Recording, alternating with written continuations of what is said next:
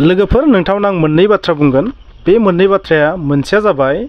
दखनाजों related नोंथांमोना मोनसे video जोबोर भाइरेल जानाय नुनो मोनदों आरो बे भाइरेल भिडिअ जाहैबाय धेमाजिनिफ्राय फैनाय लखिमपुरनिफ्राय फैनाय लखिमपुरनि मोनसे गामिनिफ्राय फैनाय सानैसो बर' आइजोआ माखासे गुबुन माहारि बर' नङि माहारि बर' हौवाफोरजों हाबा जाफैनाय बिसोरनि गामिनि बिसोरखौ दखना गानहोनो थाखाय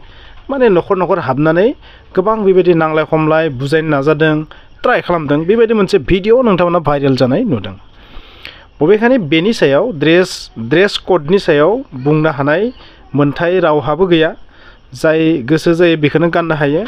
थेवब्लाबो जाति होननाय हारि होननाय माहारि होननाय गावनि होननाय मोनसे थायो स' बै गावनिखौ जों जुदि लाखिनो हायाबा फिउचाराव जों मा जागोन ओरैनो गोमालांनांगोन बे बाथ्राया रोखा दिनैनि समाव जुदि जोंनि गासैबो कालचारखौ जों फोथांनानै लाखिनो हाया सानफा एफा बेबायदिनो जुदि गोमालाङोबा जोंनि हारिया मोनसे समाव गोमालांगोन थैलांगोन जानो हागौ बेखौ सानखांनानै बै आइजोफोरा बेबायदि खालामदों खोमा मिथिनाय बादिब्ला भिडिअफोराव नुनाय बादिब्ला बै गामियाव सा 14 गुबुन माहारि बर' नङि हाबा जाफैदों बर' हौवाफोरजों आरो बिसोरो रावबो बर'नि दखना लांगाखौ गाना आरो लोगोसे बिसोरो गावसोरनि गथ' गथायखौ बर' मिडियामाव फरायनो होआ आरो बेबायदि जानायनि थाखायनो गामियाव मोनसे एलपि स्कुल दंमोन बै एलपि स्कुलाबो थैलांबाय बबेखानि एलपि स्कुल थैनायाथ' जेराव गोबां बर' मानसि दं बर' मिडियाम फरायो बैबायदि जायगायावबो एलपि स्कुला थैदों जोंनि जायगायाव बेल' नङा बेनि अनगायैबो गुबुन बेबायदि एलपि स्कुल बहुत थैबाय आरो बै थैनायनि जाहोनफोरा गोबां माखासेया प्राइभेट स्कुलाव होनायनि थाखाय माखासेया इंलिश मिडियाम फरायनो थाखाय माखासेया असमिया मिडियाम फरायनो थाखाय मेन जाहोना जाबाय मा बै स्कुलाव एडमिशन होआलासिनो प्राइभेट स्कुलाव एडमिशन होनाय स' बेबायदि जानो थाखाय एलपि स्कुलफोरा थैदों आरो गुबुन मोनसे जाहोन दंबावो बे जाहैबाय मा पपुलेसन जोंनि बर'नि पपुलेसन जि बांनाय बे बांनाया जोबोर सुपार स्ल' जायनि जाहोनाव पपुलेसन गैया गामियाव नाथाय माखासे प्राइभेट स्कुल गायसनगासिनो थादों बै प्राइभेट स्कुलाव एडमिशन होयो जिहेतु सरकारि स्कुलनि रिजाल्टआ थांनाय 30-40 बोसोरनि गेजेराव जोबोद थार्ड क्लास थांनाय 30 बोसोराव सरकारि स्कुलनिफ्राय थांनाय जि गथ'फोरनि मार्कनि जि मानदान्दा प्राइभेट स्कुलजों जों जुदि कम्पेरिजन खालामबा जोबोर ल' बे जाहोननि थाखायनो मानसिफ्रा आथिखालाव प्राइभेट स्कुलखौ प्रिफार खालामो बेनिखायनो मा जादों प्राइभेट स्कुलाव एडमिशन होयो आरो बेबायदिनो सरकारि स्कुलाव गथ' थालिया ओरैहाय रुल्सआ मा 30:1 बा 25:1 बायदिसिना बेबायदि रुल बानायदो सरकारा एकदम जाय रुलखौ मानगोन एबनर्मेल रुल होनना बुङो आङो बै 30:1 रुला जाबाय मा स्कुल फोजोबस्रांनाय मोनसे रुल बे रुलनि हेफाजाबै मा खालामदो स्कुलफोरा थैनायनि लामायाव फैदों आरो जिहेतु माने साबजेक्ट टिचार गैया आरो बेयाव मोनसे जाहोना जाबाय टिचार गैयिनि थाखाय टिचार होयिनि थाखाय आरो माखासे स्कुलाव माने गोबां बिथिङाव इनफ्रास्ट्राक्चार गैया गोबां कारन आरो गोबां जाहोन दङ स्कुल थैनायनि बै माखासे फेक्टरनि थाखाय मा स्कुलफोरा लासै लासै थैलांगासिनो थादों बेबायदिनो जानो हागौ बै स्कुलावबो थैदों स' गोबां मानसियानो मा बर' मिडियामाव होआ बै मानसिफोरा जायफोरा माने गुबुन माहारिजों हाबा जादों गुबुन माहारिनि हिन्जाव लानानै फैदों बिसोर गावसोरनि गथ' गथायखौ जिहेतु होआ जायनि जाउनावनो माने बेबायदि थासारिया जादों आरो मोनसे दा जों जायखौ नुबाय दङ बे जाहैबाय मा ड्रेसखौ लानानै आरो बेवहाय आंहा बुंनो गोनां गैया दे ड्रेसखौथ' माने जाय जि गोसो जायो बेखौनो गाननो हायो नाथाय आं सासे बर' सुबुं हिसाबै जों बर' माहारि हिसाबै जों थांना थानांगोन जोंनि कालचारखौ जों फोथांना लाखिनांगोन बेबादि बिथिङाव अरायबो आं बेखौ बुंगोन जायफोर मानसिया जोंनि बर' मानसिफोरजों हाबा जाफैयो बिसोर खमसे खम जोंनि माहारिनि ड्रेसखौ कालचारखौ फालिथारनांगोन अब्लासो जोंनि हारिया मा खोमथा जानानै थागोन नङा बेबायदिनो गाबोन सोरबा फैलायगोन गुबुन माहारि फैलायगोन बिसोर गावसोरनि कालचार मथे सोलिनो नाजागोन बेबायदियाव जोंनि हारिनि जेबो पजिटिभनेस गैया जेबो प्लास पइन्ट गैया आरो बाथ्रायाथ' माने आयेन बादि थांबा मा आयेना मा बुङो जे जाय जि गोसो जायो बेखौनो गाननो हायो जाय जि गोसो जायो बेखौनो गाननो हायो नाथाय आयेनजों कालचारा माब्लाबाबो सोलिनो हाया आयेना माब्लाबा कालचारनि हेंथा जायो आयेना माब्लाबा जोंनि जातिनि थामोनथानि हेंथा जायो स' आयेना जेनेरेलि मा गासैनि थाखाय नाथाय बे आयेना गासैनिबो थाखाय जानायनि थाखायनो मा जाहैयो जाय गोसो जायो बेखौनो मावनो हायो फ्रि जे जोंनि इन्डियाआव जाय जि गोसो जायो बेखौनो गाननो हायो जायजों गोसो जायो बेजोंनो हाबा जानाय बेबायदि नङा होमबा नाथाय बास्तबाव मोनसे हारिनि थाखाय हारिजों जाय रिलेटेड बै बुस्थुखौ फोथांनोबा जों बेबायदि आयेन बादि थांजोबबाबो जानाय नङा बेनिखायनो जों मा खालामनांगोन जोंनिखौ अरायबो जों प्रिफार खालामनांगोन स' बै बर' आइजो बिथांमोनखौ आं बेनिखायनो धन्यबादबो होगोन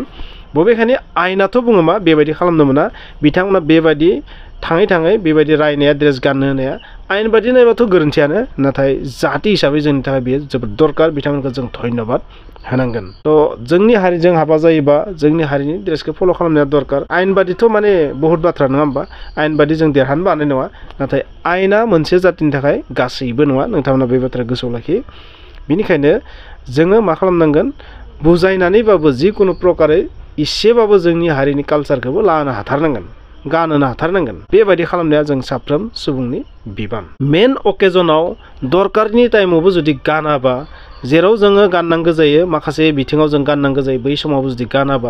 गानालासिनो जुदि बेबायदि श' खालामबा बे जोंनि हारिनि थाखाय मोनसे जेन्नाय जोंनि हारिनि थाखाय जेन्नाय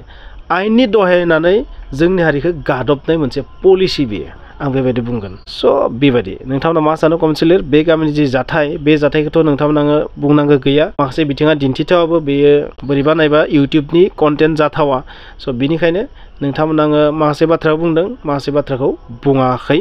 स' जियानो जाया मानो जोङो जोंनि हारियाव जायफोरा हाबा जाफैदों बिसोरखौ जों गानहोनो नाजानांगोन बुजायनानै हायो जेरै हायाबा जोंनि थाखाय जेन्नाय बेखौ अरायबो गोसोआव लाखि आयेना जोंखौ अरायसम बासाया गोसोआव लाखि जोंनि भारत हादरनि आयेना जोंखौ माब्लाबो गासैबो समावनो बर' जातिखौ बासायजोबनो हाया बे बाथ्राया रोखा खारन जोंनि इण्डियानि मोननैसो आयेना बर' जातिनि फेभारेबल नङा नोंथांमोना बेखिनिखौ बुंनायखौ बुजिनांगौ जानांगौ बेनिफ्राय आरो बांद्राय आं बुंनो हाया नङा होमबा हादरनि हेंथा बाथ्रा आं बुंनो हाया स' बेखिनियानो थेंक इउ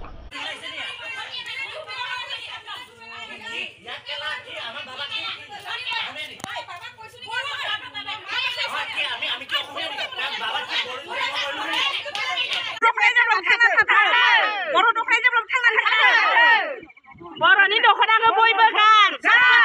बयबो गान আমাৰ মহিলাসকলে সকলোৱে ওলাই আহিছে আজি একদম কেনেকৈ আছোঁ এনেকৈ জাহা তাহাকৈ ওলাই আহিছোঁ কোনো হেৰি নাই যেনে আমাৰ গাঁৱত মানে হুলস্থুল পৰিৱেশ হয় মানে চবে মিলিজুলি আজি এইভাগে ওলাই আহিছোঁ আৰু বন্ধুসকল हेलो गाइस गिबियावनो बयखौबो खुलुमनाय सिबिनाय जासिहरनाय थाबाय नोंथांमोन ओरैनो जों आइजोफोरा बयबो लैहोर लैहोर ओंखारबोदों गामियाव बहुत बेले बेजे जागासिनो दं जोंहा गाननाय जोमनायनि नोंथांमोन एबार रागा जोङै आइजोफोरा ओंखारबोदों ओइ मा होननांगौ एसे बुंना होलाय जोंनि बर' गामियाव गाननाय जोमनायनि कुनु गुन्दुगुल जादों भेलुलेस बिहामजो मालाय हारि लाबोनायाबो दख'ना गाननांगौ आरो बर'खा रायलायनांगौ जों गाग्लाब जानायनि हारि नङा जोंना ड्रेस दङ मान दङ सनमान दङ बेखायनो जोङो बे जों दावहा नांनानै जुजिबोगासिनो दं दा नोंथांमोन आंजों लोगोसे नोंथांमोनाबो आंनि भिडिअखौ नायहोलांबाय था फोजोबनो सानाखै खिन्थु नाथाय गुबुन हारिनि मानसिफोरा फैयै फैयै जों गामिखौ बहुत गुबुंले खालामजोब्बाय दिनै जोंनि स्कुलखौबो फोजोबबाय बिथांमोनानो इसोरो स्कुलाव होनो थाखाय जों गथ' बिनो थांबाबो इसोरो लेथायो जे बर'फोरा होबा जों होगोन नाथाय बर'फोरा होबाबो इसोरो होआ आरो गामियाव गथ' गथायाथ' बारा गैया नों आंनि होननानै खोब बारा 10-12 जन ओंखारो बेखिनि गेजेरावबो इसोरो माने स्कुलाव होनो नागिरा नोंथांमोन ओमफ्राय जों बर'फोरा ओंखारबाय इसोरो आमार दरकार नै आमी भाषा नाजानो आमी किबा नाजानो होनना बुङो भाषा नाजानिले बर' दख'ना पिन्धिब नवारिले बर'फोरजों मानो ओंखारबोनांगौ इसोरो नोंथांमोन आंजों लोगोसे नोंथांमोनाबो नायहोलांदो जोंनि गामिनि बेले बेजेफोरखौ अब्ला थ'दो हौवाखौ नांगौबानो लानो हायो गोसो थोना फैनो हायो नाथाय नियम कानुनफोरखौ इसोरो लानो बायो दख'नाखौबो गाननो बायो नोंथांमोन जों एबार गारनायाव गैया जोंनि गामिया बहुत थान्दा मुन्दा मोजां गामिमोन जोङो एसे इसोरखौ बुजायनानै लाखिदोंमोन नाथाय इसोरो बुजिनोनो नाजाया ओइनो जोंना आइजोफोरा गोख्रों जाबायानो बर' आइजोफोरा जेरावबो आखा फाखाखा बेबो सासे बर' आइजोनि बिमानि खोथाखौ खोनासंनो